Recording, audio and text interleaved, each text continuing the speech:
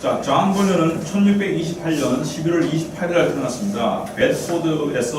베드포드주라는 곳에서 태어났어요. 근데 이 출생일은 정확하진 않아요. 왜냐면은 좀 유명한 사람이 아니기 때문에.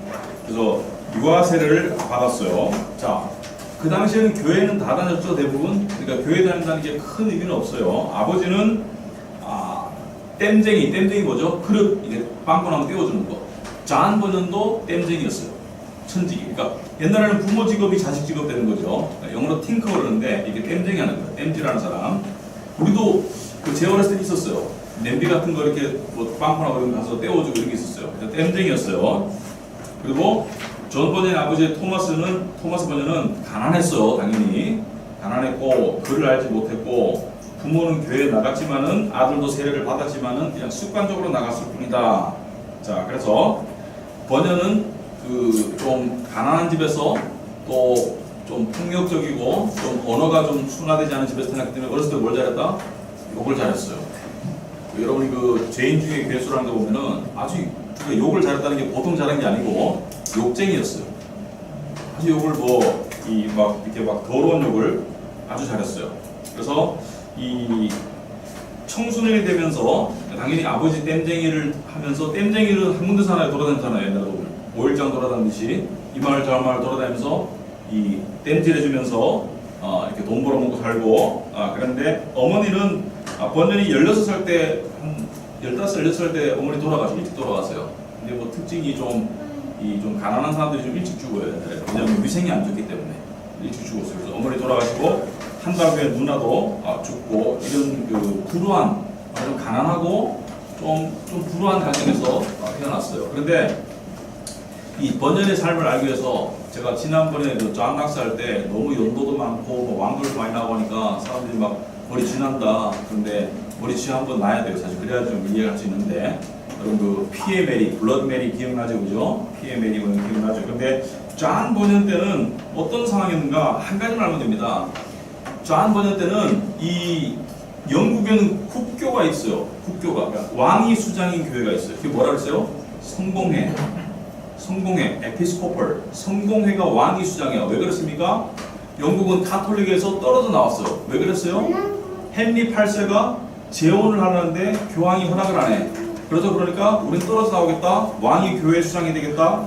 그래가지고 지난주에 존 낙사할 때 그죠? 왕이 교회 수장이 되겠다 했는 게 또 누구였죠? 찰스 2세. 그러니까 여러분들이 기억을 하셔야 돼요. 근데 왕이 교회 수장입니까 아닙니까? 아니죠.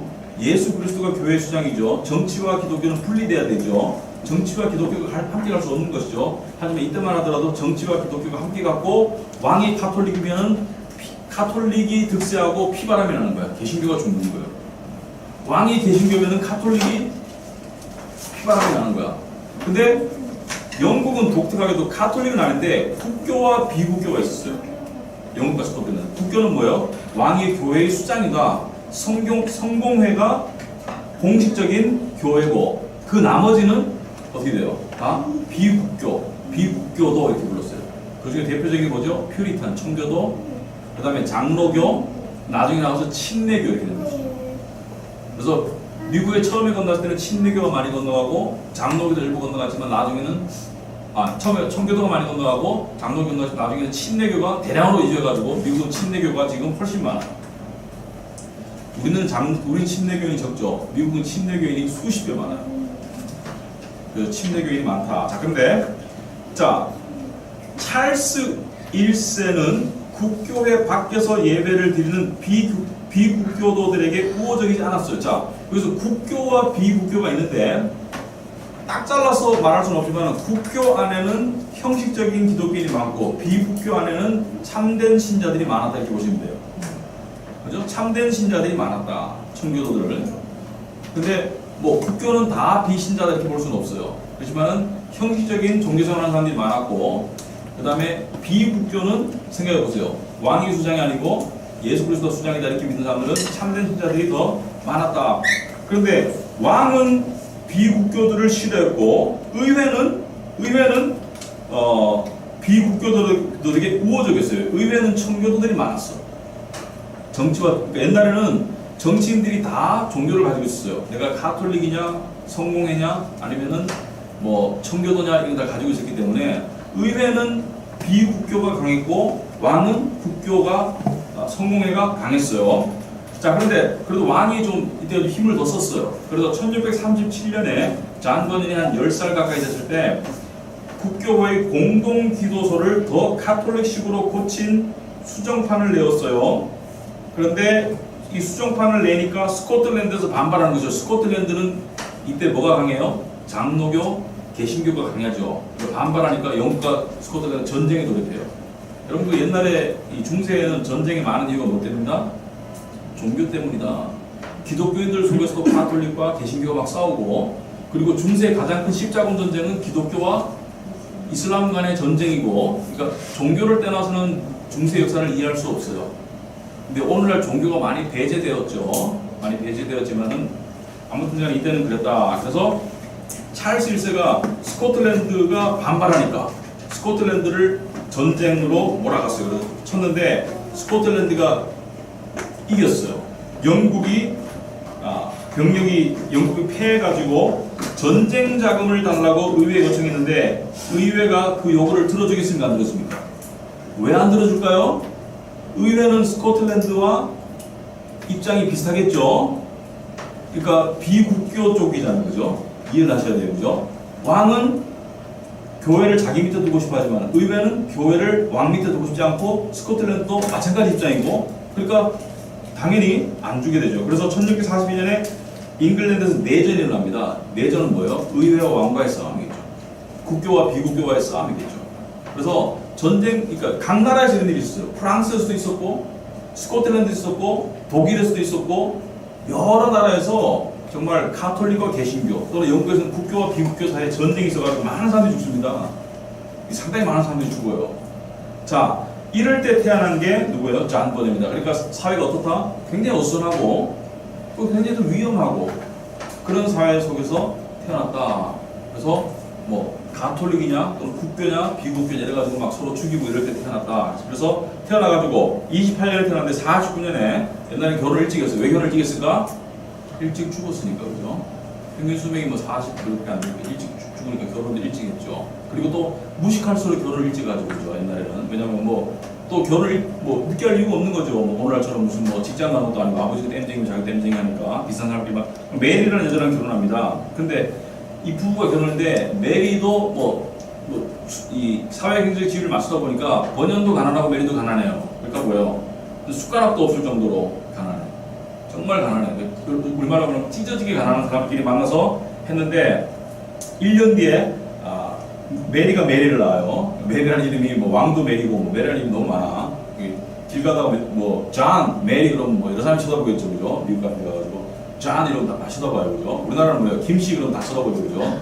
4명 김씨야. 아무튼간에 메리가 시각장애를 가지고 태어나요.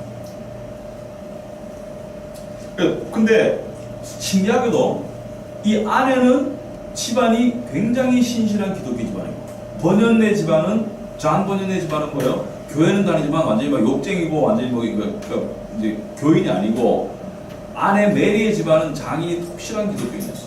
그러니까 말하자면 진실한 기독교인이고 메리도 그랬는데 시집 올 때 재산이 없으니까 가져갈 게 없는데 지참금으로 그러니까 혼수로 책 두 권 들고 왔어. 요즘은 책 아무것도 아니지만 옛날에 책이 좀 비쌌거든요. 책 두 권을 들고 왔는데 그 책이 제목이 하나가 평범한 사람이 천국에 가는 길 뭐가 있죠, 그죠? 그다음에 두 번째가 경건의 실천이라는 청교도 서적이었어요. 근데 책이 두 권밖에 없으니까 번연이 글을 읽을 줄 알아가지고 말하고 닳고를 읽었어요. 이 책이 굉장히 영향을 줍니다. 번연의 삶에. 그래서 시집 갈 때는 좋은 책을 가져가라. 장면 같은 거 마찬가지고. 아무튼간에 계속 그러니까 책 여러분 옛날에 저 어렸을 때 집에 소설책이 별로 없어서 만화책이 1등도 한 10번 20번 읽을 때 있어요. 읽고 또 읽고 또 읽고 또 읽고 시간이 지나간다. 왜? 읽을 책이 없으니까. 이 마찬가지로 책 두 권 가지고 계속 읽다 보니까 이 책 속에서 어느 정도 자극을 받습니다. 어느 정도 신앙적인 자극을 받아요. 자, 그러다가 종교에 대한 관심과 열심이 커졌어요. 그런데 아직까지도 거듭나고 한 건 아니기 때문에 그 옛날의 욕쟁이 습관은 버리지 못했어요. 그리고 당시에는 교회 가도 설교를 제대로 들을 수 있는 교회가 별로 없었어요. 특히 국교회 가면 별로 없어요. 그러니까 교회 가도 뭐 말씀 듣고 뭐 복음 듣고 이런 게 아니고 교회가 오락하는 데 가서 뭐 게임하고, 그죠?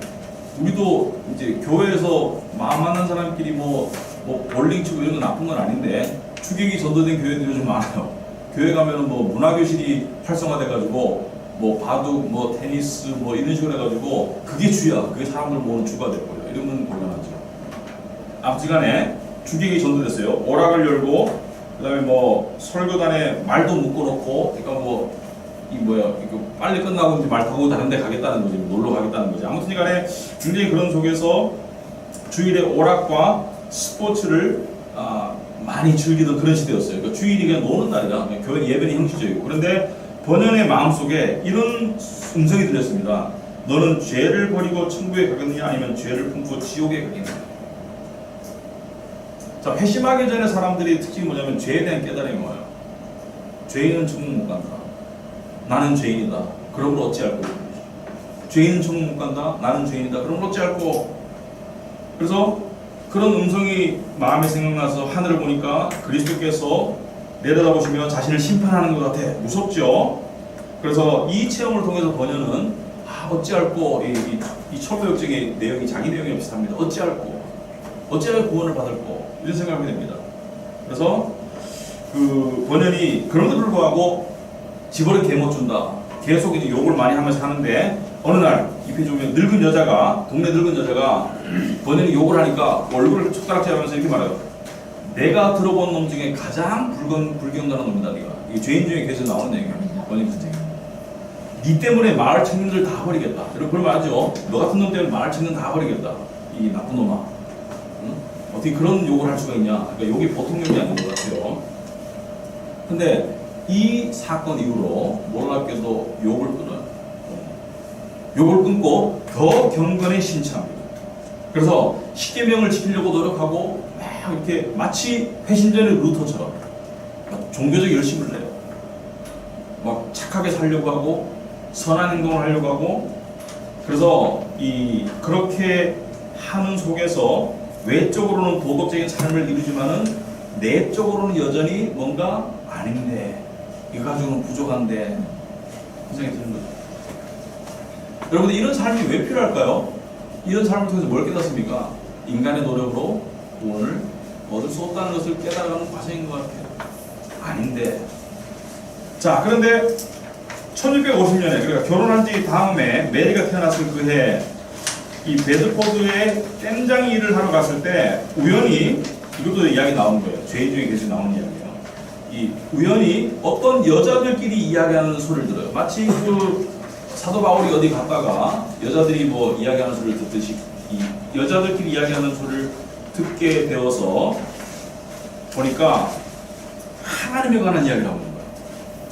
근데 번연이 이때 좀 우쭐했거든요. 왜냐면은 성경도 이렇게 좀 말씀도 좀 공부하고 자기가 좀 십계명도 지키려고 하고 자기 딴에는 그래도 기독교인 중에 좀 단수가 높아야 한다고 생각했어. 이제 좀 내가 좀 어느 정도 기독교인의 모습을 갖춰가는구나 이렇게 생각했는데 여자들이 이야기를 들었는데 이해를 못 하겠는 거예요. 근데 그 당시에도 여자를 좀 무시했을 시대거든요. 여자들이 이야기하는데 이 이야기는 뭐 종교 얘기를 하고 있는 거야. 기독교 얘기를. 근데 자기가 들어도 이해를 못 하겠는 거예요. 그래서 무슨 얘기인가 들어보니까 거듭남에 관한 이야기를 하고 있는 거예요. 거듭남. 예수 믿고 거듭남. 자기는 그건 모르거든요. 그러니까 이제 율법을 통해서 율법 지키고 하나님 따라 살려고 하고 이런 상황인데 거듭남에 대해서 이야기를 하니까 보니까 자기랑 차원이 달라, 이야기가. 근데 이야기하면서 굉장히 생기가 있고 사람들이 막 소망이 있고 자기랑 달라. 자기는 막 지금 종교적 열심을 내고 있지만 무슨 생기가 있다든지 뭐 즐거움이 있다 이런 건 아니고 그냥 열심히 하고 있는데 이 사람들은 정말 차원이 다른, 말하자면은 하늘의 맛을 보는 것 같은 그 이야기를 하고 있는 거예요. 그래서 이 여자들한테 묻습니다. 지금 하는 말이 뭐냐고. 당신들 하는 말이 뭐냐? 내가 지금 열심히 해봤는데 나는 모르겠다. 그러니까 여자들이, 그리고 이제 어려운 일 있으면 어떻게 해요? 말하기 힘들면 목사님한테 가보세요. 그죠? 우리 교회 목사님한테 가보세요. 저희 목사님한테 가보세요. 그러니까 목사님한테 가요. 존 기포드라는 목사님 소개해줍니다. 이 사람이 그 동네의 말하자면 침대교 계통의 목사님이었는데 복음을 안 했어요. 존 기포드라는 사람에게 소개를 해줍니다. 존 기포드도 마찬가지로 매우 방탕한 삶을 살다가 청교도 서적을 읽고 회심하게 됩니다. 책이 중요해요.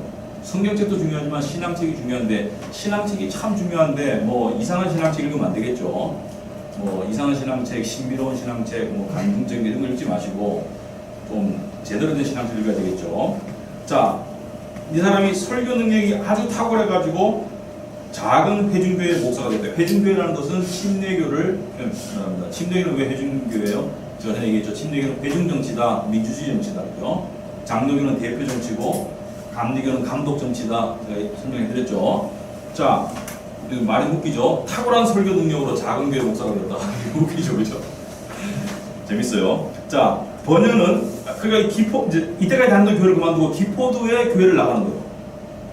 설교를 들으면서 감명을 받고 복음을 듣게 되고, 그 다음에 이 목사님이 교회가 작으니까 1대1로도 이제 만나주고 이렇게 하는 거예요. 그러면서 번연이 많이 배우고 깨닫게 되고, 그래서 사실은 결국 이제 이때쯤 이제 회심의 계기가 되는 것이죠. 진정으로 복음을 깨닫고 거듭나는 어떤 계기가 되는 것이죠. 그래서 어떤 사람이 얘기합니다. 이 천도역정에 나오는 전도자가 있거든요. 번연을 이제 주인공 크리스찬을 인도하는 이벤젤리스트. 전도자가 아마 이 기포드 목사님을 따서 한 게 아닌가 이렇게 사람들이 추측을 하죠. 자, 그래서 번연은 한시도 성경을 놓지 못하고 밤낮으로 성경을 묵상합니다. 이게 특징입니다. 거듭날 때 사람들이 굉장히 영적으로 갈급하고 성경을 보고 그랬어요. 저도 옛날에 그때가 대학교 3학년 2학기 복학하고, 아니지, 3학년 2학기 복학했는데 다른 사람들 입사 준비, 취직 준비하는데 저는 도서관에서 로마서밖에 안 보이는 거예요. 맨날 로마서 읽는 거예요. 왜냐면은 이런 게 너무 좋은 거야. 막 궁금증이 풀어지고 막 배가 부르고 막 이런 거예요. 그러니까 이 특징이에요. 그러니까 이 어린아이들이 태어나면 막 젖달라고 빽빽 울잖아요. 계속 먹듯이 번연이 계속 이 밤낮으로 묵상하다가 1652년에 약 2년 가까이 흐른 어느 날 예배를 마치고 집으로 가던 길에 로마서 8장 39절이 떠오르면서, 사람마다 참 신기한 게요, 하나님이 역사하시는 방법이 달라요. 어떤 사람은 로마서 말씀으로, 어떤 사람은 요한복음 말씀으로, 어떤 사람은 히브리서 말씀으로 거듭나게 하더라. 거듭날 때 특징이 뭐냐면은 그 말씀을 깨달아요. 최초로 말씀의 한 구절을 깨달아.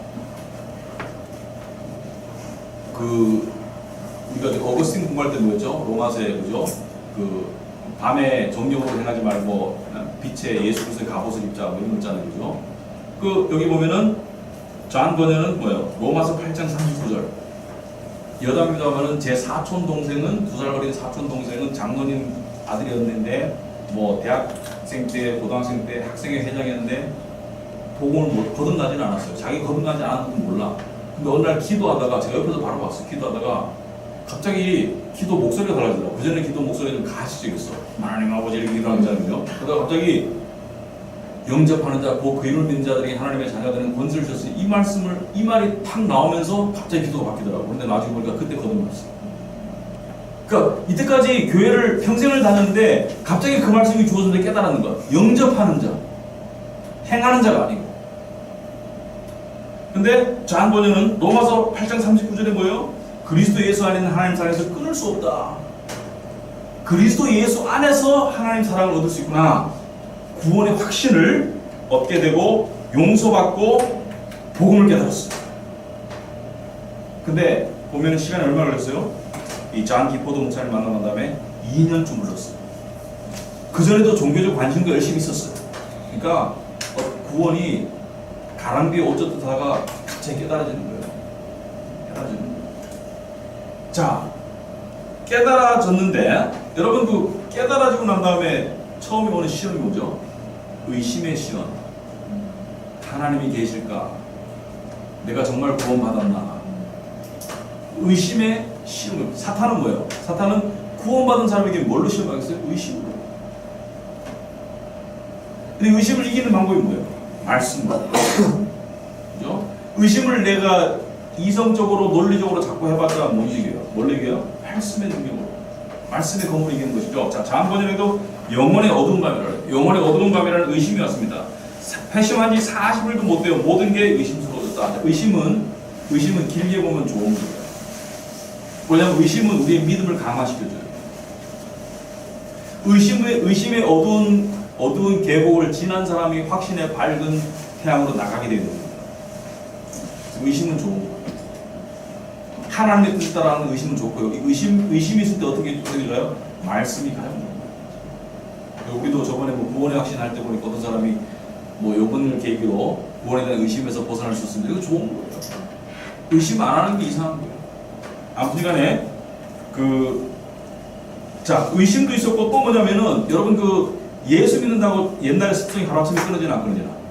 하루아침에 끊어지지 않아. 술, 담배 끊는 거는 쉬워. 물론 술, 담배 끊는 게 예수 믿는 거에 증거라고 는 동의하지 않습니다만 술, 담배 끊는 거는 쉬워.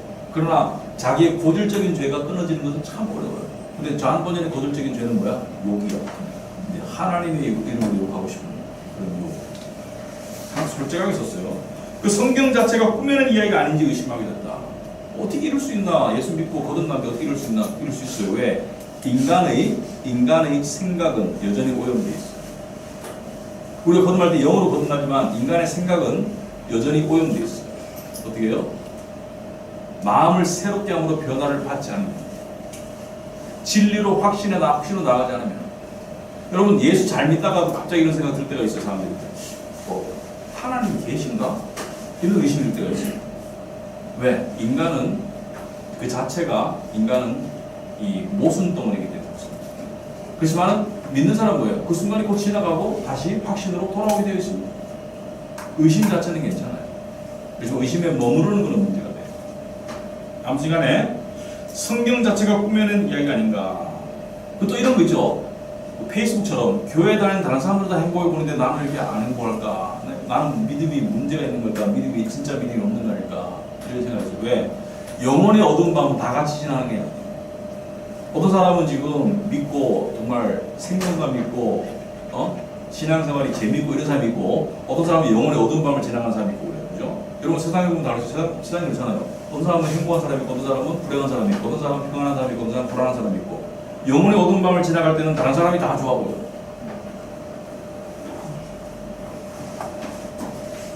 자, 그 다음에 어느 날 그분을 팔아라라는 말이 집요하게 머릿속에 들어. 그분을 팔아라, 예수를 팔아라, 하나님을 팔아라, 뭔지 정확히 모르겠지만은, 여러분 어떤 분이 저번에 이야기하더라고요. 목사님 고민이 있어요. 그러니까 가끔 자기 마음속에 하나님을 욕하는 음성이 들을 때 어떻게 해야 되냐. 그게 제가 하는 거예요. 여러분 그럴 때 있습니까? 가끔 우리 육신은 그럴 수 있어요. 우리 육신은 죄성이 있기 때문에 그럴 수 있어요. 근데 육신의 음성 속에 사탄의 음성도 섞여 있어요. 어떻게 해야 돼요? 사탄아 물러가라가 정답. 왜냐하면 내 육신 자체를 부인하는 게 믿음이에요. 육신은 하나님을 사랑하지 않아요. 거듭난 내가 하나님을 사랑하는 것이죠. 로마서 7장에 보면은 사도 바울이 말하잖아요. 육신의 나와 새로 거듭난 나와의 사이에 전쟁이 있다고. 육신의 나는 선을 원하지 않는다. 하지만 새로 거듭난 나는 선을 원한다. 오라 나는 어찌할꼬, 이 사회에서 어찌할꼬. 그 갈등이 우리에게도 있다. 자, 이러한 영적인 불안이 극심해서 자주 속이 메스꺼웠고 갈비뼈가 쪼갤 것 같은 아플 때도 있다. 자, 영적인 고뇌와 심령의 고뇌가 육적인 증상으로 나타난다, 안 나타난다? 나타난다. 고민이 깊으면 몸이 아프다. 근데 이렇게 고민한다는 것은 진지한 신앙을 가졌다는 증거입니다. 자, 그는 영적인 어둠을 뭘 통해서 극복하라고? 중요합니다. 성경을 통해 극복하라고. 성경을 통해 극복해야 됩니다. 여러분 크리스찬도 죄를 짓나요, 안 짓나요? 죄를 짓죠. 죄를 지었을 때 가장 사탄이 공격하는 거예요. 네가 그러고도 크리스찬이야? 그때 뭐라 그래요? 그러므로 이제 그리스도 예수 안에 자는 결코 정죄함이 없다. 누가 나를 하나님의 사랑 안에, 그리스도 예수 안에 하나님의 사랑에서 끊어내리오. 그죠? 이 세상이나 장래이나 사망이나 권세자나 누가 나를 하나님의 사랑에서 끊으리오. 못 끊는다는 것이죠. 말씀으로 다시 무장을 해야 된다. 그래서 히브리서 말씀을 통해서 큰 도움을 받았다. 무슨 말입니까? 히브리서 12장 24절에 보시면은 새 언약의 중보자이신 예수님의 피로 구원받았다는 말씀으로 확신을 얻었어요. 내가 아니라 예수 그리스도로 구원받았다. 그래서 영혼의 어둠을 지나갈 때는 자기를 바라보고 있는데, 그걸 벗어날 때는 예수를 바라보는 것입니다. 자기를 바라보고 제정신으로 신앙생활 하는 사람 아무도 없어요. 왜냐면 우리는 하루에 12번도 도변해. 예수 그리스도를 바라봐야 되죠. 나는 여러분 이런 예화인데 어떤 사람이 저쪽에 이 방향으로 저쪽에 뛰어가는데 빨리 가는 게 중요한 게 아니고 똑바로 뛰어가는 사람에게 상 주겠다. 똑바로 뛰어가는 사람. 그 두 사람이 열심히 뛰었어. 시간 안에 가가지고 목표 지점에 도달했어. 그 뒤돌아보니까 한 사람은 삐뚤삐뚤해. 한 사람은 딱 빨아. 그런데 이 삐뚤삐뚤한 사람이 이해가 안 되는 거야. 나 이해 못하겠다. 나는 똑바로 뛰려고 그러는데 왜 삐뚤삐뚤 이해를 못하겠다. 당신 어떻게 뛰었는데? 정말 앞만 보고 뛰었다는 거야. 내 발만 보고 똑바로. 근데 나중에 보니까 삐뚤삐뚤해. 옆에 사람 보고 그러지. 당신은 어떻게 똑바로 뛰었냐? 나는 나를 안 바라보고 저기 있는 나무를 바라봐. 예수 그리스도를 바라봐. 나 자신을 바라보면 예수 그리스도를 바라봐. 자, 그래서 1655년에 자 지금 보면은 번년이요. 이 1650년에 목사님을 만나고 1652년에 2년쯤에 거듭나고 그 다음에 55년쯤에 교인들의 존 기퍼드가 죽습니다. 목사님이. 자, 회중교회는 특징이 뭔가요? 오늘날도 여러분 침례교는요. 우리나라는 좀 아직 아닌데 미국의 침례교는요. 잘 들어보세요. 미국의 침례교는 신학교 안 가도 교인들이 투표하면 목사가 될 수 있어요. 침례교는 회중정치고 물론 이제 침례교 목사님들 중에서도 신학한 사람이 많죠. 근데 제가 미국 가서 만난 분인데 17살 때 설교를 했는 거야. 교인들이 보니까 뭐 말씀 잘 전합하니까 설교 한번 해봐라. 설교했는데 교인들이 목사 됐었어요.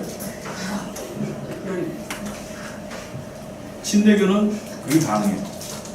어떤 사람은 미국 어떤 사람은 글을 못 읽어. 근데 목사야. 어떻게 하냐면 와이프가 옆에서 읽어줘요. 성경책 옆에서 읽어줘 와이프가. 그럼 그거 가지고 자기가 설교하는 거야. 근데 우린 그래도 신학을 좀 해야 되지 않을까? 당연히 생각하는데 아무튼간에 침례교 그렇다는 걸 아시고 자 회중교회라고 했지 아까? 회중교회? 회중이 그러니까 교인들이 권해다는 거예요. 보니까 열성이 남다르거든. 존 기퍼드 목사님 죽고 난 다음에 당신이 한번 설교해 보시오. 설교하니까 잘하겠어 안 하겠어요? 설교 잘했어요. 그죠? 심히 두렵고 떨림에도 불구하고 멀지 않아 수백 명의 사람들이 그의 설교를 들어 모였어요. 설교 잘했어요. 완전히. 자, 이 웃긴 게 교육을 못 받았어. 직업이 땜쟁이야. 그래서 설교 잘해서. 왜 잘할까? 천성적으로 잘할까? 똑똑해서? 그게 아니고요. 몇 년 동안 뭐만 팠어요? 성경을 판 거야. 성경을 팠으니까 설교를 잘하지. 성경을 안 받아서 설교를 하나. 신학교를 안 갔을 뿐이지 성령 신학교를 나왔어요. 설교를 판 거야. 처음에는 자신도 참 버전이 솔직해요. 여러분 구원의 확신은요 하루아침에 완성되어 주어지지 않습니다. 다시 말해서 구원의 확신은 하루아침에 완성되어 주어지지 않습니다. 우리가 아기가 태어났을 때 바로 이분이 내 어머니시고 이분이 내 아빠야 아버지시여 이렇게 바로 알고 확신하나요? 100% 아니죠. 보고 울었다가 하여튼 뭐 확인하고 몇 달이 지나고 몇 년이 지나고 어느 정도 세월이 지난 다음에 이분이 내 아빠 내 엄마구나 안심하죠. 그죠? 마찬가지로 영적으로 거듭나도 존 번은 처음에는 자신도 용서의 확신이 없는 상태이기 때문에 죄에 대한 하나님의 심판을 주로 설교했어요. 그런데 시간이 갈수록 예수님의 사랑을 확신하면서 점점 하나님의 은혜와 영광을 제시하는 설교로 변해갔어요. 마을을 순회하면서 땜쟁이를 하는 동시에 사람들에게 설교를 했어요. 뭐예요? 자비량 설교죠. 그죠? 자비량. 저도 일하러 갈까요? 자, 사도 바울이 일을 했습니다. 오늘날 우리나라 교단들이 대부분 이중 직업 금지법이 있어요. 목사가 직업을 가진 것을 금하는 교단이 많은데 성경적이지 않아. 제가 봐서. 물론 교회와 합의하에 당신은 풀타임으로 목회만 하시오라고 하면 몰라도 제가 어제 여담인데 어제 아는 분한테 신문 기사를 하나 소개를 받았어요.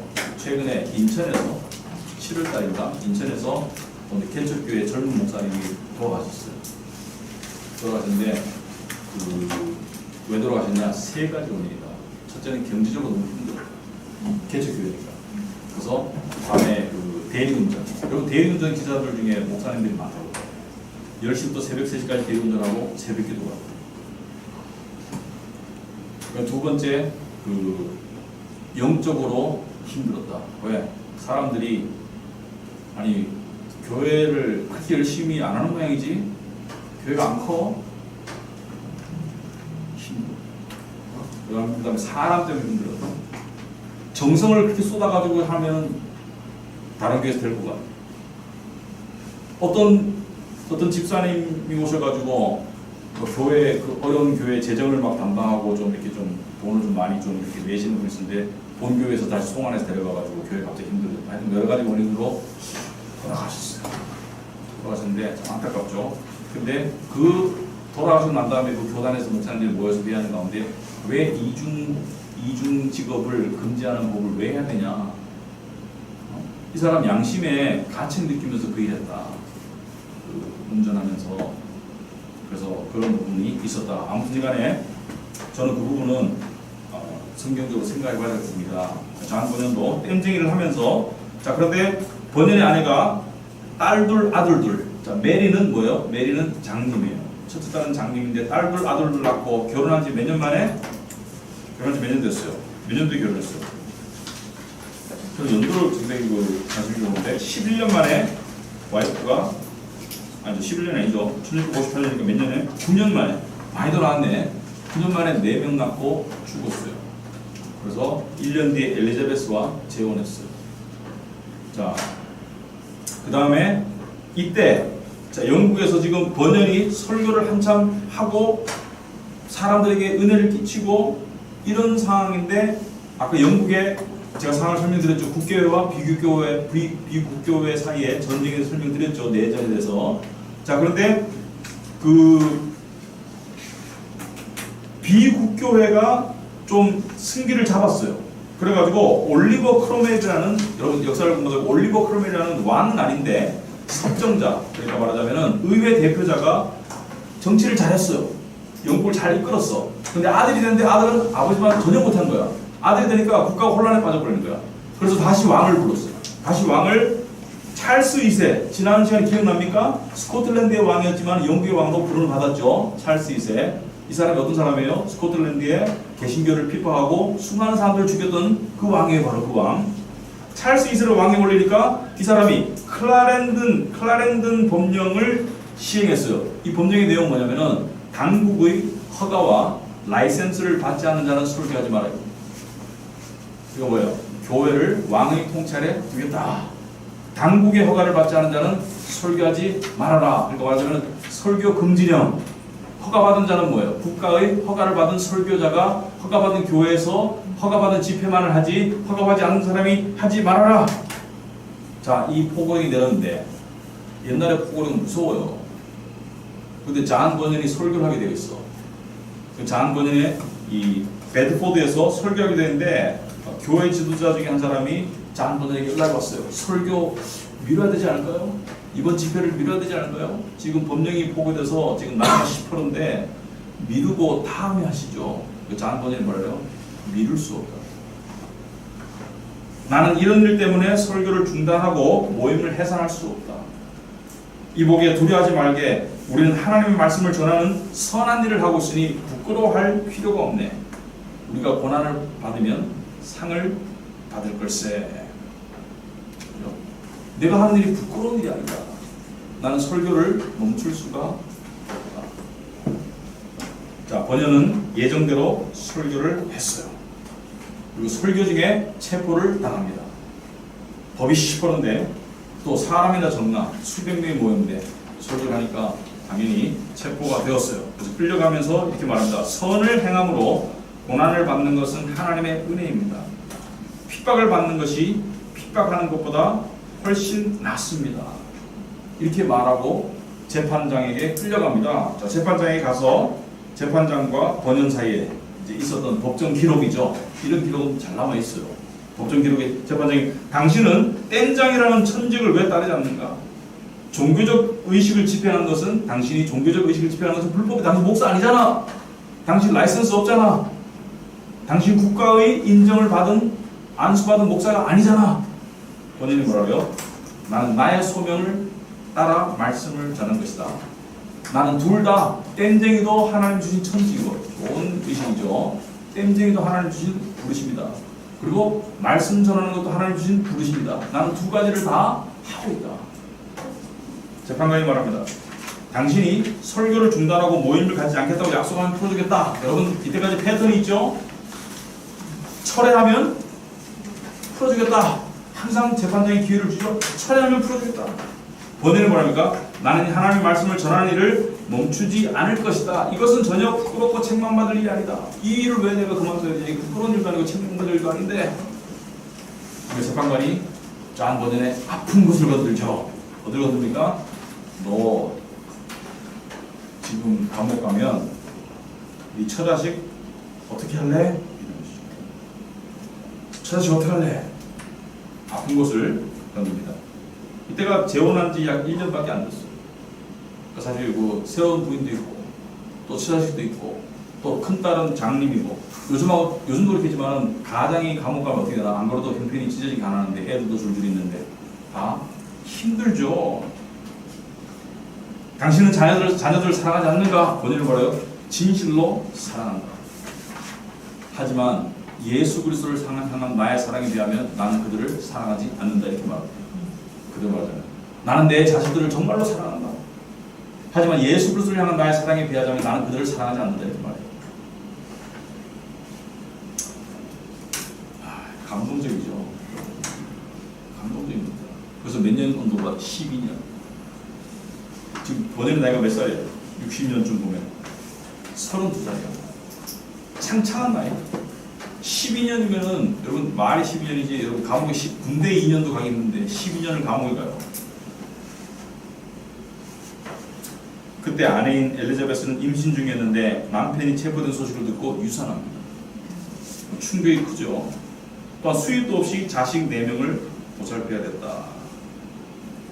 번연은 비록 재판관 앞에서는 용감했지만은 가족들 생각 때문에 매우 괴로웠겠죠. 아니 이 사람이 뭐 로봇도 아니고 또 가족을 사랑하지 않는 건 아니잖아요. 괴로웠겠죠. 특히나 자기 책임자가 없는 괴롭죠. 그리고 특히 앞을 볼 수 없는 메리, 그죠? 장녀, 애착이 많이 가겠죠. 장녀를 생각하니까 걱정이 많았어요. 그러나 어떻게 했습니까? 여러분 감옥이 옛날에 어땠어요? 감옥이 상당히 열악했어요. 그죠? 감옥이 뭐 요즘 감옥도 뭐 안 좋죠. 옛날 감옥은 대단히 안 좋죠, 그죠? 벌레도 나오고 뭐 쥐도 돌아다니고 음식도 형편없고 위생이 말이 아니죠. 그리고 덥고 춥고 말이 아니죠. 춥고 축축했으며 음식이 모자랐고 더러웠어요. 근데 번연은 감옥에서 가장의 책임을 합니다. 신발끈을 만들어. 계속 그 신발끈을 만들어가지고 그걸 팔아가지고 그 수입으로 가족의 생계를 지원해요. 그러니까 가장으로서 책임은 얼굴은 볼 수 없지만 가장으로서 책임은 여전히 하고 있어요. 근데 다행히 성경책을 가져갈 수 있었고 그 당시에 유행했던 순교자 열전이라고 있습니다. 순교 열전은 뭐냐면은 그 당시 영국에서 스코틀랜드에서 종교의 핍박을 받아서 순교했던 수많은 사람들의 이야기를 기록해 놓은 게 순교자 열전인데 이거 저도 책을 읽어봤는데 상당히 충격적이에요. 그 책을 가져갖고 필기도구의 소지가 확 됐어요. 그래서 책을 썼어요. 12년 동안 12권을 썼어요. 부지런하죠, 사람이. 부지런했어요. 근데 부지런하고 1663년에 감옥 생활 몇 년 뒤에 메리가 죽습니다. 딸이 죽어요. 그리고 조기 석방의 희망도 없어요. 그리고 처음부터 12년을 때린 게 아닌 것 같아요. 그러니까 언제 교수형에 처해질지 몰라. 왜냐면 옛날에는 무슨 종교적이기 때문에 성경을 번역했다고, 교황을 거부했다고, 여러 가지 왕을 거역했다고. 지난번 제가 이번 주일날 말씀드렸죠, 그죠? 마가렛 맥락플란하고 마가렛 윌슨 그 자매 이야기, 여자분 두 분 이야기 해줬죠. 그렇게 순교 당할 수 있어요, 언제든지. 그러니까 불안하겠죠, 그죠? 언제 나와서 죽일지 몰라. 처음부터 12년 언더 때린 게 아니고. 그런 상황 속에서 살면서 의심과 우울증이 당연히 찾아오겠죠. 여러분 그 우리가 고난당할 때 제일 사탄이 주는 것이 뭐예요? 하나님이 너를 사랑한다면 왜 여기에 이렇게 계속 두실까? 그것도 12년 동안 우울증 올 수 있어요, 그죠? 믿는 사람도 상황에 따라서 우울증 올 수 있습니다. 우울을 스스로 만들어내는 게 문제지. 우울 안 해도 되는데 스스로 만드는 게 문제지만 우울증 올 수 있어. 근데 뭘로 찾았어요? 말씀과 기도로 힘을 얻었다. 말씀과 기도로 힘을 얻었어. 요한복음 16장 33절에서 신자들이 이 생에서 환난을 당하나 예수께서 세상을 이기셨기에 담대할 수 있다는 말씀을 붙잡았습니다. 그는 가족들도 하나님께 의탁했어요. 이 잔 버전이 12년 생활 동안에 가장 의지한 말씀이 이겁니다. 예레미야 40장 11절. 뭐요? 네 고아들을 버려도 내가 그들을 살리리라. 네 과부들은 나를 의지할 것입니다. 뭐요? 네 처자식을 내가 살리겠다는 약속의 말씀으로 붙들었어요. 비록 자기가 할 건 했죠. 신발끈을 만들어가지고 생계를 도왔어요. 그래서 나중에 찰스 스펄전이라고 설교의 왕자라고 부르는 이 찰스 스펄전, 영국의 유명한 목사님이죠. 19세기에. 이 사람이 그 번역에 대해서 이렇게 말했습니다. 그의 몸을 아무데나 찔러보라. 피에서 성경 말씀이 흘러나갈 것이다. 무슨 말이냐면은 성경 말씀을 줄줄이 외운 거야. 책이 요즘 책이 너무 많아. 볼 게 너무 많아. 성경 말씀을 보니까 줄줄 외운 거야. 그래서 번역록 중에서도 하나님의 말씀을 어린아이처럼 신뢰하며 기도로 씨름을 하였어요. 제가 9시 반까지 분명히 마쳐줄 건데 5분간 브레이크 하겠습니다. 자, 계속해서 나가겠습니다. 자, 그 감옥에서 근데 놀라운 일이 납니다. 감옥에서 설교를 할 수가 있게 돼요. 그러니까 이제 어떻게 하냐면은 그 감옥 안에 이제 비국교도들이 같이 있었잖아요. 그들도 모이고 또 외부 사람들도 이렇게 가까이 와서 들을 수 있는 것 같아요. 아무튼간에 감옥 안에서도 주기적으로 설교를 해서 매주 전해지는 그의 설교를 통해서 많은 이들이 위로와 격려와 확신을 얻습니다. 그러니까 번연이 말씀 사역을 멈추지 않았어요. 책도 썼고. 그래서 감옥에서 뭐 거룩한 도성, 우리가 저번에 읽었던 죄인 괴수에게 넘치는 은혜, 뭐 존 버넨의 기도, 유익한 묵상, 하여튼 12년간 거의 매년 한 권씩 12권의 책을 써요. 그래서 아마도 이 아내 엘리자베스에게도 도움이 될 것이다. 이 책이 출판되면은 그 인세를 받잖아요. 그래가지고 좀 생계에도 좀 도움이 됐을 것이다. 그리고 이 책들을 바탕으로 철로역정에 대한 밑그림이 그려집니다. 철로역정은 첫 번째 토흑 때 쓰여지지 않아요. 하나님의 섭리해가지고 잔 버전이 12년 동안 옥살이를 한 다음에 풀려나온 다음에 몇 년 동안 활동하다가 다시 또 옥에 가요. 6개월 동안. 그 6개월 동안 쓴 게 철로역정이에요. 그러니까 이때 기초가 닦여진 거지. 자, 그래서 번연은 학교에서 배움의 기간이 매우 짧았음에도 매우 짧았다는 것은 거의 학교 문턱에 겨우 갔다 왔을 정도임에도 불구하고 그의 글솜씨는 아주 탁월해요. 타고난 것 같아요. 그는 성경의 영적 원칙을 사람들의 삶과 연결시키는 재주가 탁월했다. 여러분 철로역정 읽어보면요, 이게 이야기 속에 성경이 녹아있다고 보시면 돼요. 그래서 이번에 다시 추천도서로 다시 제가 소개할 텐데, 안 읽어보신 분들은 읽기를 원하고 읽어보신 분들은 가진 책 한번 또 한번 읽어보시라. 그래서 1672년에 어떤 일이 있냐면은 찰스 2세가 신앙 자유령을 공포합니다. 이게 자기가 하고 싶어서 했겠어요? 아니고 반발이 심하니까 신앙 자유령을 공포하면서 비국교도들이 석방이 됩니다. 그래서 비국교 교회 모임이 허가가 됩니다. 그러니까 신앙 자유령이 주어져요. 그래서 번연도 4월달, 그러니까 신앙 자유령이 공포된 한 달 뒤에 석방되고, 그 다음에 9월달에 사면됩니다. 정식으로. 이 사면은 뭐예요? 죄 없다. 법이 바뀌었으니까 이제 죄를 사면해 준 거예요. 그러니까 12년 동안 감옥에 있었어요. 그래서 그는 고난을 통해서 12년 동안의 고난을 통해서 더욱더 그리스도의 제자가 되고 하나님과 가까워졌다. 사실은 감옥에 일부러 갈 수는 없지만은 이런 시간을 통해서 하나님과 가까워진 사람이 많죠. 왜냐하면 세상의 것들이 없잖아요. 여러분이 만약에 억지로 어디 이런 상황에 처해가지고 성경책만 뚝 던져주면 아마 신앙이 되게 좋아질걸요. 아무튼간에 감옥에 갇혀있기 때문에 글 쓸 시간도 많았고 기도할 시간도 많았고 말씀 볼 시간도 많았어요. 이게 좋은 거였어요. 12년 동안 하나님께서 준비시킨 거예요. 뭐냐면 더 크게 쓰기 위해서. 지나고 보면 사실 더 큰 쓰임을 받죠. 자, 나오니까 이때 적용되는 말씀 뭐예요? 하나님을 사랑하는 자 그의 뜻대로 부르심을 입은 자들에게는 모든 것이 합력하여 선을 이룬다. 이것은 모든 기독교인에게 아멘이다. 하나님을 사랑하는 자, 그의 부르심에 따라 그의 뜻대로 부르심을 입은 자들에게는 모든 것이 합력하여 선을 이룬다는 것은 모든 기독교인에게 적용되는 만병통치의 말씀인 것 같아요.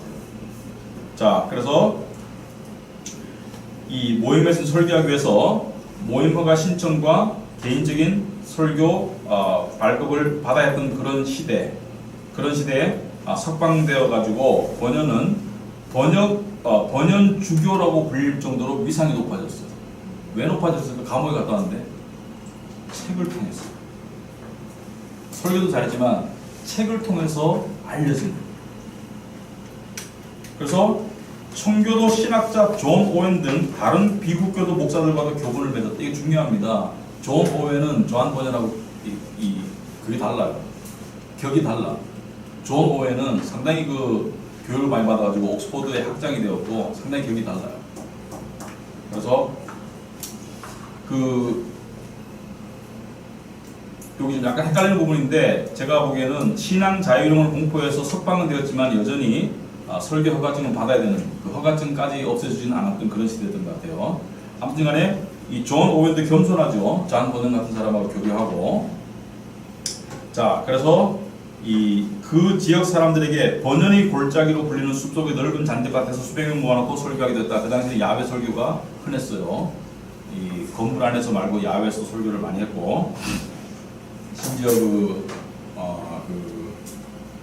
이름 갑자기 생각 안 나네. 조지 비트필드 같은 사람은 영국 사람인데, 조지 비트필드 같은 사람은 감리교 창시자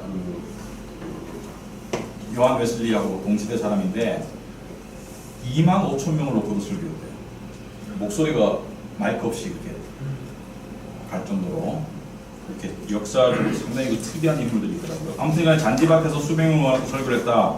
신앙 자유령이 근데 1673년에 철회되었다. 왜 그랬을까요? 왕이 억지로 했다가 다시 자기가 또 승기를 조금 잡았다 싶으니까 또 철회하는 거죠. 그래가지고 다시 박해의 가능성이 생기게 되었어요. 이미 발급받은 허가증에 대해서도 판사들이 각기 다른 판결을 내렸고 언제든 상황이 불리하게 돌아갈 수 있었다. 그러니까 상황이 정치적인 어떤 그 파워 게임에 인해 가지고 상황이 왔다 갔다 하는 것이죠. 그래서 1675년에 이전에 발급받은 허가증은 전부 무효다라는 판결이 났습니다. 그러니까 뭐냐면 다시 이제 옛날로 돌아간 거야. 그럼 번연도 뭐예요? 이제 추록하고 발급받은 허가증은 무효가 되는 거예요. 그럼 또 어떻게 돼요? 또 감옥에 또 갈 수가 있는 거예요. 그래서 번연에게도 체포영장이 발부됐습니다. 그래서 런던으로 피신을 하고요. 그래서 정부에서는 비국교도들이 불법으로, 그 당시 법에 따른 불법으로 설교를 하거나 집회를 하는 것을 발각하면은 와서 신고하면은 후한 포상금을 주고 이런 식으로 탄압을 했어요.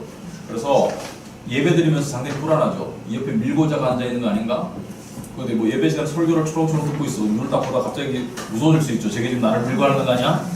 근데 밀고 하면 그냥 벌금 정도가 아니고 감옥에 가니까 뭐 죽을 수도 있으니까 불안불안하죠. 그런 속에서 예배를 드리는 경우가 많았고, 새신자는 어떻게 돼요? 비상 걸리죠, 그죠? 이상한 사람이 새신자로 왔으면 비상 걸리는 거예요. 새신자 함부로 못 와. 새신자 함부로 받으면 큰일 나요. 그래서 1676년 12월에 번연은 베드포드 고향으로 돌아왔고, 번연은 너무 유명하니까 이미 거기서 기다리고 있었겠죠. 오면은 체포조가 있었겠죠. 체포당해요. 그래서 투옥이 됩니다. 그래서 두 번째 투옥을 당하는데 상황이 암울해. 이제 12년 옥살이 하다가 한 4년 활동하다가 다시 감옥에 갔는데 이번에 어떻게 될까? 근데 6개월이 못 되어서 석방이 됩니다. 왜 그러냐 보니까 유명해지다 보니까 존 오웬이라든지 이 지인들이, 영향력 있는 지인들이 좀 힘을 행사해가지고 존 번연의 석방을 주선해요. 그 존 번연이 석방하게 되는데 그때 존 오웬이 유명한 말을 했어요. 존 오웬은 모두가 존경하는 학자야. 굉장히 학식인데 학자인데 뭐라고 말했습니까? 내가 만약 땜쟁이 존 번연처럼 설교를 할 수만 있다면 내가 배운 지식과 학문을 다 버릴 수 있다. 내 학위증 다 던지 마요. 옥스퍼드 대학 학장인데 내 학위증 지식 다 던지 마. 그만큼 존 번연을 이렇게 인정해 주는 것이죠. 겸손하죠. 자, 2차 투옥 중에 번연은 철로역정 책을 집필을 마무리했어요. 그러니까 6개월 동안 시작부터 끝까지 쓴 건 아닌 것 같고 그 전에 초안을 조금 잡아놓은 것을 마무리했어요. 그래가지고 1678년에 출판했습니다. 이 사람이 1676년에 투옥돼가지고 6개월 있었으니까 12월에 투옥돼가지고 1677년 6월쯤에 나왔으니까 책은 그 이듬해에 출판이 되었어요. 왜 그렇습니까? 이 책을 쓰고 나면 탈고를 하죠. 이게 뭐 고치고 그 다음에 출판사 정하고 했는데 이 철로역정 중에 뭐 여러 가지 부분이 있겠지만은 철로역정이 시작이 어떻게 되죠? 시작이 어떻게 됩니까? 짐을 진 사람, 손에 책을 든 사람, 그죠? 손에 책은 성경책, 짐은 뭐예요? 죄의 짐. 이 무거운 짐을 어떻게 내려놓을 수 있을까? 그래서 죄와 복음이 함께 시작된다. 그리고 제가 우리 교회 지금 우리 교회 진짜 특이한 게요. 여러 가지 특이한 점이지만은 예수 안 믿는다고 스스로 공부하면서 오시는 분들이 있어요. 지금 와가지고 듣는 분들인데 제가 그분들을 예수 믿게 할 수는 없어요. 그죠? 그렇지만 제가 할 수 있는 게 뭡니까? 죄를 자꾸 이야기해 주세요. 복음을 이야기해 주기 위해서. 그래서 죄에 대한 개념을 자꾸 심어줘요. 왜? 요즘 현대인들이 죄에 대한 개념이 없거든요. 고대도 마찬가지지만 성경적인 죄에 대한 개념이 없어요. 여기 자꾸 이야기하는 거야. 여러분들이 설교 듣다가 목사님이 죄에 대한 개념을 자꾸 또 이야기하시니까 이해를 해주세요. 왜냐면은 그걸 통해서 죄를 깨달으라고. 아무튼간에 여기서 보면은 철로역정에서 이런 대목이 있습니다. 크리스찬은 주인공이죠. 마침내 가파른 언덕이 이르렀는데 그곳에서는 십자가가 서 있었고 십자가 아래쪽에는 무덤 하나가 있었다. 꿈에서 보니 크리스찬이 십자가 앞에 도착하자마자 놀랍게도 어깨의 끈이 느슨해지더니 등에서 짐이 떨어져 나갔다. 죄의 짐이 십자가 앞에서 벗겨진 것이죠. 크리스찬의 어깨에서 벗겨진 짐은 계속해서 굴러떨어지더니 무덤 안으로 들어가 더 이상 보이지 않게 되었다. 몸도 마음도 가벼워진 크리스찬은 기쁨에 겨워 흥얼거렸다. 주님이 고난을 받으사 내게 쉼을 주시고 죽으심으로 내게 생명을 주셨구나. 그는 한동안 가만히 서서 감격한 표정으로 십자가를 바라보았다. 십자가를 바라보기만 했는데도 무거운 짐이 완전히 벗겨져 나갔다는 사실이 놀랍기만 했다. 이게 너무 놀랍죠. 십자가를 바라보기만 했는데도 죄의 짐이 벗겨졌다. 이게 은혜죠, 그죠? 인간의 행위가 아니고 십자가를 하염없이 바라보는 그의 두 눈에서 눈물이 흘러 뺨을 적셨다. 자, 감옥에서 석방된 뒤로 번연은 계속해서 글을 쓰고 또 설교를 합니다. 특히 철로역정은 널리 보급되어 영국만이 아니라 해외에서도 존 번연의 명성이 퍼져나가기 시작해요. 이게 뭐 초판 재판 막 하는데 존 번연 돈은 못 벌었어요. 왜냐면 하도 사람들이 그냥 이거 인쇄 주고 한 게 아니고 그냥 막 출판했어. 워낙 유명해가지고. 그래서 존 켈빈의 그 기독교 강요가 유명해가지고 막 사람들이 막 유럽에서 난리가 났잖아요. 그 절이 받아요. 존 켈빈의 기독교 강요는 읽기가 어려워요. 근데 존 번연의 이 책은 웬만한 사람이 읽고 다 감동받을 수 있고 이해할 수 있어요. 예수를 아는 사람. 그러니까 유럽의 여러 언어로도 번역이 되고 우리나라 말로도 번역이 잘 됐더라고요. 그래서 저희가 그 책을 추천하는 거예요. 철로역정은 지금까지도 성경 다음으로 가장 많이 인쇄된 책이었다. 1685년에 찰스 2세가 죽습니다. 이 사람이 갑자기 죽어버려요. 제가 보는 하나님이 죽이신 것 같아요. 특히 그 지난주에 제가 말씀드렸듯이 그 두 여자분의 순교, 그 순교 이후에 얼마 안 가서 죽어요. 그래서 1687년에 비국교된 제임스가 즉위했고 제임스도 또 비국교도를 박해가 있었지만은 오래 못 가서 신앙 자유령이 또 공포되었습니다. 왕은 그러니까 이 왕들은 카톨릭 색채가 강한 카톨릭으로 되돌리고 싶지만 카톨릭으로 되돌릴 수 없으니까 성공회를 주장하는 거예요. 그렇지만은 의회나 일반 사람들 중에서는 종교의 자유를 원하는 비국교도들이 많았다. 그래서 불안한 가운데서도 번연은 계속 집필에 힘썼고 그 중에서 철로역정 2부가 있는 거 아세요? 철로역정 우리는 이 철로역정이 있는데 철로역정 2부는 아내가 집에 남겨둔 아내가 천국에 오는 그것을 쓴 책이 철로역정 2부예요. 그런데 존 번연은 1688년 죽습니다. 왜 죽느냐면은 이 베드포드가 고향인데 거기서 런던에 이제 설교 초청을 받아서 떠날 준비를 하고 있는데 친구가 아버지와의 상속 문제를 중재해달라고 요청해가지고 레딩이라는 도시가 런던에서 얼마 안 멀어요. 제가 레딩이라는 도시를 잘 아는 게 제가 아는 목사님이 여기서 한인 목회를 하세요. 근데 레딩이 런던에서 한 1시간 반 정도밖에 안 돼요. 근데 거기를 갔다가 여행이 길어졌고 런던에 가는 길에 폭풍과 비바람에 시달려가지고 심한 열병이 돼가지고 건강이 급속도로 악화되고 그래서 8월 31일 날 60세의 나이로 죽습니다. 그래서 물론 하나님의 섭리의 부르심이죠. 그리고 건강이 몸이 좋을 리가 없죠. 원래 그 체구가 큰 분인데 뭐 감옥 생활 오래 하면은 뭐 12년쯤 하면은 건강이 많이 맛이 가죠. 그래서 좀 60세에 돌아가셨다. 자, 여기까지 번연의 일생인데 여러분 이 번연은 아까도 말했지만 특이한 경우가 교육받지 않았지만 말씀을 정말로 집중적으로 타가지고 결국에는 뭐예요? 번연이 쓴 책이 제일 많이 읽힌 책이 됩니다.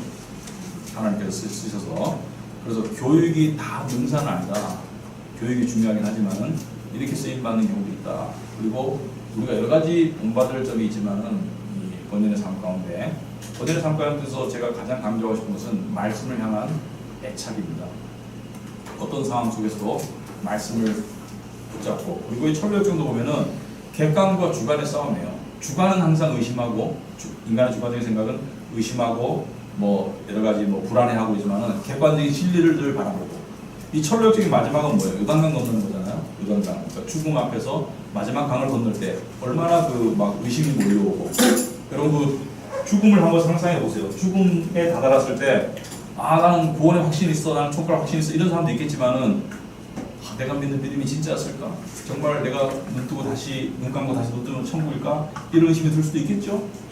그때 마지막 싸움이 믿음의 싸움이고 그런 부분들이 잘 묘사되어 있기 때문에 사실 신앙인들에게 여러 가지를 준비시켜 주고 있습니다.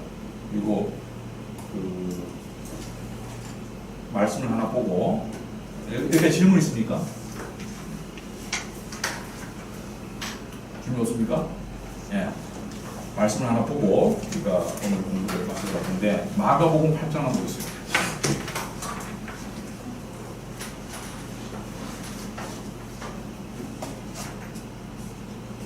마가복음 8장 36절부터 37절까지 보겠습니다.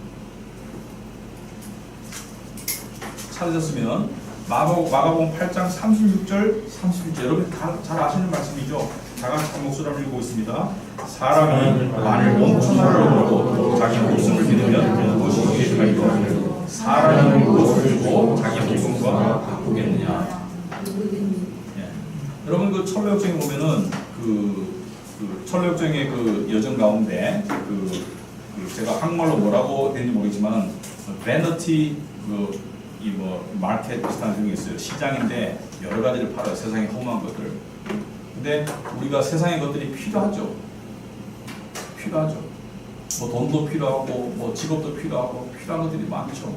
하지만 오늘 주님이 주신 말씀 뭐예요? 사람이 무엇을 주고 자기 목숨을 바꾸는 천하보다 더 귀한 것이 목숨이다. 여기서 말하는 목숨은 이 목숨을 말하는 게 아니죠. 영원한 목숨을 말하는 거죠. 영원한 생명. 여러분이 예수를 믿었으면 영원한 생명을 얻었죠. 그럼 뭐예요? 객관적으로 생각은 뭐예요? 가장 중요한 것은 갖고 있어. 그걸 아는 사람이 세상을 당당하게 살아요. 난 가장 중요한 걸 가지고 있어. 근데 빼앗길 수가 없어. 왜? 하나님이 주셨고 하나님이 지키시고. 그래서 세상 사는 속에서 우리는 뭐 예수 믿는다고 무슨 감옥 가고 또 뭐 순교하고 그럴 일이 없는 시대를 현재로 살고 있어요. 앞으로 어떻게 될지 몰라요. 세상 어떻게 바뀔지 몰라요. 그런 시대를 살고 있어요. 하지만 우리는 동일한 믿음을 가지고 있습니다. 그 동일한 믿음으로 누구와 싸우고 있어요? 세상과 싸우고 있어요. 그럴 때 잔 번연이 감옥에서 무엇이 그를 지탱했습니까? 무엇이 그를 지탱했습니까? 저는 구원의 확신이라고 생각합니다. 구원의 확신이 그를 지탱합니다. 여러분과 저의 삶을 무엇이 지탱해야 할까? 구원의 확신입니다. 구원의 확신에 대한 기쁨과 감격은 그것은 일회성도 아니고 그것은 깊이가 일정하지도 않아요. 그것은 무한 반복될 수 있고 그 깊이가 끝이 없을 겁니다. 그래서 나는 예수 믿은 지 한 10년 돼가지고 구원의 확신에 대한 감격이 없어. 이건 내 문제예요. 예수 믿은 지 10년쯤 되면 이런 생각이 들어요. 내가 이런 인간임에도 불구하고 여전히 구원을 지키고 있구나. 여전히 구원을 가지고 있구나. 왜냐하면 하나님이 주셨고 하나님이 생각해보세요. 구원의 확신은 하나님 당신이에요. 구원의 확신은 성령으로 내 안에 오신 하나님입니다. 그러니까 하나님이 내 안에서 안 떠나죠. 보죠. 어떤 상황마다 하나님이 내 안에서 안 떠나죠. 이게 구원의 확신입니다. 그걸 가졌다면 우리의 삶이 어떻게 될 거야? 세상에게 질 수 없다. 세상에 질 수 없다. 그래서 그런 믿음으로 살아가는 여러분 되기 아시겠죠? 네. 오늘 우리 장본인의 삶을 생각하시면서 우리 각자가 기도하는 시간을 가지겠습니다. 한 2, 3분 정도 기도하시고 제가 마친 기도를 지금 하시고 저는 오늘 느낀 것 중에서 이 종 번연이 이렇게 훌륭한 그 설교자가 되고 할 수 있었던 게 파크 목사님과의 만남이지 않을까 생각이 들어요. 근데 그 중에서도 그분의 설교를 통해서 감동을 받았고 그 이후로 여기 보니까 목사와 1대1로 많은 시간을 보내면 큰 영향을 받았다라고 이 목사님과 1대1로 어떻게 많은 시간을 보냈을까가 어떤 식으로 영향을 받았을까가 이게 어떻게 보면은 되게 중요한 일인 거죠. 저희가 앞으로 이 교회 생활을 하면 있어도 이런 식의 관계가 늘어나면 좋은 영향들을 더 깊게 가질 수 있지 않을까. 제가 올 때는 관계인 것 같아요. 그렇죠. 그 장본연의 삶 속에서 하나님의 섭리에서 그 목사님을 들어서신 것 분명한 것 같아요. 그리고 성경을 보는 올바른 눈을 띈 것 같아요. 사실은 그 교회 안에서 이렇게 이제 1대1로 만나고, 근데 보통 보면 상담 때문에 많이 만나요. 제가 교육 때문에 1대1로 만나는 경우는 거의 없는 것 같아요. 근데 여러분이 진짜 목사님 1대1로 공부를 하고 있습니다. 그렇게 말씀하시면 제가 노라고 말하진 않을 것 같아요. 근데 1대1이 다 되는 게 아니니까 제가 1대 다로 지금 하고 있는데, 그 이런 경우가 있는 것 같아요. 그 특별히 그 아마도 하나님의 섭리에서 그 기포드 목사님은 자기 사후에 아마도 하나님이 이 사람을 들었지 않을까라는 생각이 있었던 것 같아요. 그래서 특별히 또 본인이 원했을 거고, 본인이 그런 잘 그렇거든요. 이 목사가 있는데 어떤 청년이, 좀 젊은 사람이 저 말씀이 너무 갈급해요. 저하고 시간 보냈어요. 그 마다할 제대로 복음을 아는 사람이 마다할 사람 없을 것 같습니다. 저라도 마다하지 않을 것 같아요. 근데 이제 뭐 제가 자네 학원 1대1로 공부해보면 이렇게 말하면 곤란한데, 그런 관심 있는 사람, 목사님 이 부분을 저랑 좀 1대1로 좀 가르쳐주세요 하면 제가 마다하지 않을 것 같아요. 마치 상담 시간을 제가 늘 우선순위를 잡듯이. 근데 아마도 그런 성분이 있었던 것 같다. 왜냐하면 모두하고 1대1은 안 되잖아요. 김포도 목사님도. 근데 아마도 그런 또 하나님의 뜻이 있는 것 같다. 우리 장로님 기도하시고